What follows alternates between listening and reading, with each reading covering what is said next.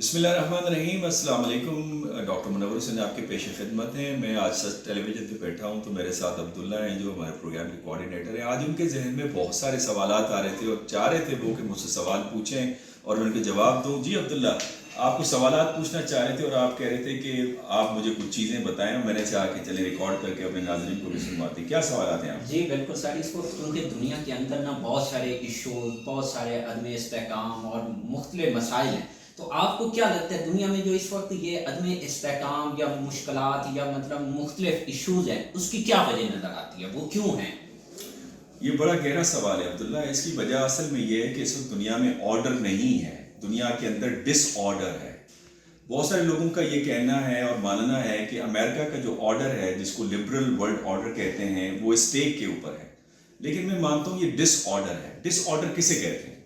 ڈس order کہتے ہیں جب جو انتظام یا نظام کے جو کی پلرز ہیں یا اسٹرکچر ہے جو اسے چلاتا ہے اس کی پامالی کی جائے. مثال کے طور پہ یونائٹڈ نیشن ہے، انٹرنیشنل لا ہے، ہیومینیٹیرین لاز ہیں، انٹرنیشنل ریجیمز ہیں.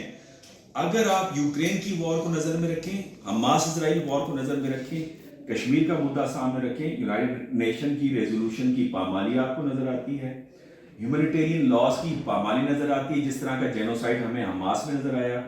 اس کے ساتھ ساتھ آپ دیکھتے ہیں انٹرنیشنل لا کی جس طرح دھجیاں اڑائی جا رہی ہیں، سوورینٹی کا خیال نہیں رکھا جا رہا. تو جب اس کی پامالی نظر آئے اور کسی کی بھی نہ چلے اور ہر کوئی اپنی طاقت کے مطابق اور اپنی مرضی کے مطابق کرنا شروع ہو جائے تو اس کو ہم کہتے ہیں ڈس آرڈر. تو دنیا کے اندر اس وقت عبداللہ ڈس آرڈر نظر آ رہا ہے. استحکام نہیں ہے، غیر استحکام ہے جو مزید آگے جا کے خرابی پیدا کر سکتا ہے. اس کا آپ کو ذمہ دار کون نظر آتے ہیں؟ جس طرح ابھی آپ نے بات کی ہے کہ یو این کی ریزولوشن کے اوپر مطلب کہ عمل درآمد نہیں ہو پاتا، تو اس کا ذمہ دار آپ کو کون نظر آتا ہے؟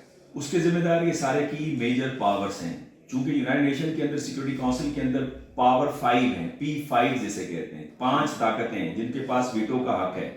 اب کوئی بھی اگر ہمارے ناظرین کو بتا دیں، جس میں امریکہ ہے، برطانیہ ہے، فرانس ہے، چین ہے، رشیا ہے. اب آپ دیکھیں کہ ریزولوشن جب آتی ہے کسی مدعے کو ٹھیک کرنے کے لیے، چونکہ یونائٹڈ نیشن کا، اقوام متحدہ کا مقصد دوسری جنگ عظیم کے بعد یہ تھا کہ دنیا میں امن کو قائم رکھے، اور اگر جو ٹکراؤ ہوتا ہے یا کانفلکٹ ہوتا ہے اس کو پیسفل انداز سے ڈپلومیسی کے ذریعے سے حل کرے. اس کے حوالے سے ڈیبیٹ ہوتی ہے یو این کے اندر، یو این سیکورٹی کونسل کے اندر، اور ایک ریزولوشن لائی جاتی ہے. اب اپنے اپنے مفادات کی خاطر ان ریزولوشن کو ویٹو کر دیا جاتا ہے. جیسے مثال کے طور پہ قطر کی ریزولوشن تھی سیکورٹی کونسل میں کہ جنگ بندی کی جائے، امریکہ نے ویٹو کر دیا اور تنہا تھا اور باقی 12 ممبر نے اس کی سپورٹ کی. اور یہاں یہ سوال اٹھتا ہے کہ جس جمہوری نظام کو، لبرل ورلڈ آرڈر کو آپ قائم کرنا چاہتے ہیں تو خود اس جمہوریت کی رائے کی آپ پامالی کرتے ہیں. اور یہی وجہ ہے کہ جو ذمہ دار ہے، جس نظام جس نے بنایا تھا اسی کو اس کو پروٹیکٹ کرنا چاہیے تھا، وہ پروٹیکٹ نہیں کر رہا بلکہ اس کو ڈیریل کر رہا ہے. چونکہ امریکن انوالومنٹ ہے یوکرین وار میں، امریکن پیچھے سے تھپکی ہے اسرائیل کو جو جینوسائڈ کر رہا ہے، اور امریکنز کی خاموشی ہے کشمیر کی ریزولوشن کی امپلیمنٹیشن میں. تو ذمہ دار کون ہے؟ آپ کے سامنے ذمہ دار امریکہ ہے، اور چونکہ اس وقت سب سے زیادہ طاقتور ملک ہے اس کے اوپر زیادہ ذمہ داری عائد ہوتی ہے. اچھا سر، جو ابھی آپ نے ایک P5 کی بات کی اور جو اس وقت دنیا کے اندر ڈس آرڈر ہے، تو اس کی جو وجوہات ہیں وہ یہ جو P5 ممالک ہیں ان کا سیم پیج پہ نہ ہونا، اور یہ چونکہ ذاتی مفاد کے لیے کھیلتے ہیں، تو لہٰذا یہ جب تک سیم پیج پہ نہیں آئیں گے تو یہ دنیا کے اندر ڈس آرڈر کا جو نتائج ہیں، اس کی جو مطلب کہ اس وقت دنیا کے مختلف حالات ہیں، چاہے وہ ہم پیلسٹائن کو لے لیں یا ابھی مطلب کہ یوکرین وار کو لے لیں، تو اس کے کیا آپ کو نتائج کیا نظر آتے ہیں، فیوچر کیا نظر آتا ہے؟ یہ بڑا امپورٹنٹ سوال ہے عبداللہ. ڈس آرڈر جو اس وقت ہمیں نظر آ رہا ہے جس کی میں نے وضاحت کر دی، اس کے نتیجے میں 2 صورتحال ہی ابھر سکتی ہیں. یا آپ کو ملٹی پولر ورلڈ جو ہے different centres of powers emerge کریں گے اور ایک نیا اسٹرکچر لائیں گے جو کہ ایس سی او کی صورت میں یا پھر برکس کی صورت میں آپ کو نظر آتا ہے. ایشین آئی ایم ایف کی بات ہو رہی ہے، یا پھر $1 کے علاوہ کرنسی میں ٹریڈ کی بات ہو رہی ہے. اور امریکہ کے جو اسٹریٹجک پارٹنر ہے جس میں انڈیا ہے، سعودی عرب ہے، وہ بھی یوان کے اندر ٹریڈ کر رہے ہیں یا اپنی کرنسی کے اندر ٹریڈ کر رہے ہیں. یا تو یہ ہے پیسفل ٹرانسفارمیشن آف پاور ہوگا جیسے برطانیہ سے امریکہ کی طرف گیا.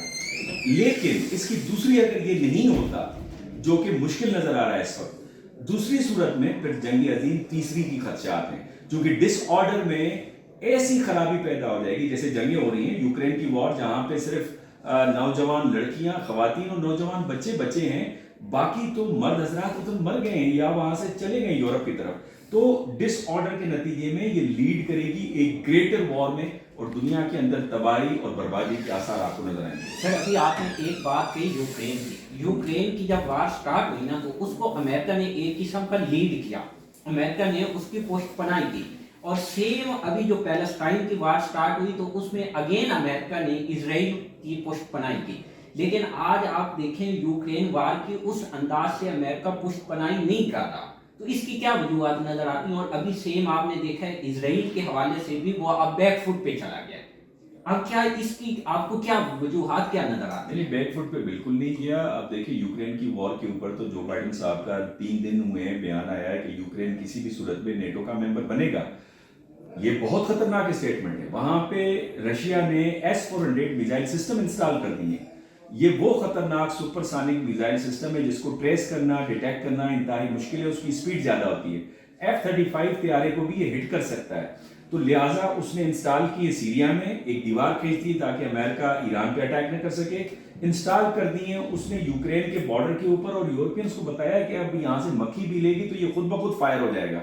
तो लिहाजा ये खतरनाक सिचुएशन जो मैं कह रहा हूँ डिसऑर्डर में या तो अल्टरनेटिव सिस्टम आ जाए या फिर ये जंगी अजीम की तरफ हमें लीड करेगा और उस सूरत में पहली और दूसरी जंगी अजीम की जो बर्बादियां हैं हमारे सामने हैं। सर वो अल्टरनेटिव जो डिसऑर्डर को मतलब करने के लिए वो डिसऑर्डर क्या हो सकता है मुमकिन तौर पे आपकी नजर में? आप जो अभी कह रहे हो कि डिसऑर्डर आ जाओ यानी कि उसका अल्टरनेटिव जो है अल्टरनेटिव तो मल्टीपोलर सिस्टम हमारे पास आया। अगर वो स्ट्रक्चर बनाने में कामयाब हो जाते हैं, जैसे एशियन IMF की बात हो रही है, बैंक की बात हो रही है, अल्टरनेटिव करेंसी की बात हो रही है, इसी तरह से कोई ऐसा मैकेनिज्म मल्टीलैटरल फोरम के ऊपर आ जाता है जो बनाते हैं मल्टीलैटरल फोरम एक अलग से मैकेनिज्म जिसके जरिए से जो कॉन्फ्लिक्ट है इस किस्म के उसको रिजॉल्व किया जा सके, तो इसको मैं कहता हूँ अल्टरनेटिव सिस्टम जो कि मुमकिन तौर पे आ सकता है।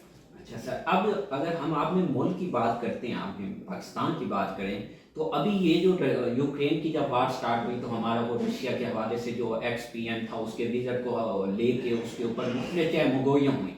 तो अभी आपको क्या लगता है ये जो अभी डिसऑर्डर है और जो अभी वार और ये कन्फ्लिक्ट बड़े यानी कि प्रधान जो है मतलब सुपर पावर जो इस वक्त है दुनिया की उनके दरमियान जो ये कन्फ्लिक्ट है उसके पाकिस्तान के ऊपर असरात क्या होंगे और पाकिस्तान को उसको किस अंदाज से टैकल करना चाहिए? देखिए असरात तो पूरी दुनिया में यूक्रेन वॉर की वजह से इकोनॉमीज पे बड़ा धचका लगा है, चाहे यूरोप की इकोनॉमी हो, पाकिस्तान की इकोनॉमी है। और उसकी वजह से पहले कोविड-19 हमें नजर आ रहा था और उसके बाद अब्दुल्ला इस वक्त जो हमें नजर आ रहा है वो यूक्रेन की वॉर से ऑयल प्राइसेस बढ़े जिसकी वजह से इकोनॉमी स्लो डाउन हुई है पूरी दुनिया की। ठीक हो गया, तो ये तो असर है। और दूसरा ये कि जो यूक्रेन की वॉर है जो कि दुनिया में इनस्टेबिलिटी ला रही है तो उसकी वजह से मशरिक वस्ता हो या यूरोप हो वो जब डिस्टर्ब होगा तो इसका डोमिनो इफेक्ट हो सकता है दूसरे कॉन्टिनेंट्स की तरफ जिसमें साउथ एशिया, पाकिस्तान और इंडिया भी शामिल है। आ जाते हैं पाकिस्तान क्या करे। पाकिस्तान के पास एक आप नैरेटिव अक्सर सुनते हैं कि हमें बैलेंस पॉलिसी रखना चाहिए visa the all major part, चाहे वो चाइना है चाहे अमेरिका है। लेकिन इधर जो बड़ा चैलेंज पाकिस्तान को है ना वो ये कि पाकिस्तान के जो पॉलिसी मेकर्स हैं जिसमें ब्यूरोक्रेसी आ जाती है वो मेंटली उनका टिल्ट यूरोप की तरफ है। वेस्ट उनकी फेवरेट डेस्टिनेशन है, उनके बच्चे वहां पढ़ते हैं, उनकी प्रॉपर्टीज वहां हैं। तो इस सूरत में जब दिमागी तौर पे आपका झुकाव वेस्ट की तरफ है तो आप चाइना और अमेरिका के दरमियान में बैलेंस पॉलिसी किस तरह बनाएंगे? समझ ये बहुत बड़ा सीरियस चैलेंज है। दूसरा ये कि पाकिस्तान को जो मिडिल रेंज पावर है जिसमें ईरान भी है, जिसके अंदर टर्की भी है, ऐसे ममालिक के साथ ताल्लुकात को बेहतर बनाने होंगे। चूंकि इंडो पैसिफिक स्ट्रेटेजी के बाद अमेरिका सिर्फ इंडिया की हिमायत करेगा, उसे टेक्नोलॉजी ट्रांसफर करेगा, आपको मिलिट्री टेक्नोलॉजी नहीं देगा।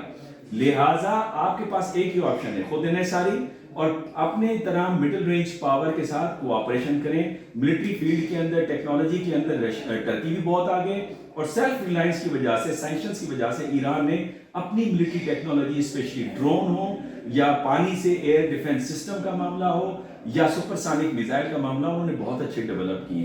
तो दूसरा ये, और तीसरा पाकिस्तान को ये करना होगा कि पाकिस्तान को विद इन पाकिस्तान रिफॉर्म लाने होंगे ताकि पाकिस्तान अपने पाँव के ऊपर खड़ा हो सके, जिसमें माशी रिफॉर्म की जरूरत है, सियासी भी जरूरत है, समाजी रिफॉर्म की भी जरूरत है। मेरा ख्याल है आज के लिए काफ़ी है अब्दुल्ला, हमने बहुत गुफ्तगू की। नेक्स्ट टाइम फिर हम आपसे और भी सवाल लेंगे। नाज़रीन इजाज़त दीजिए, अल्लाह हाफ़िज़।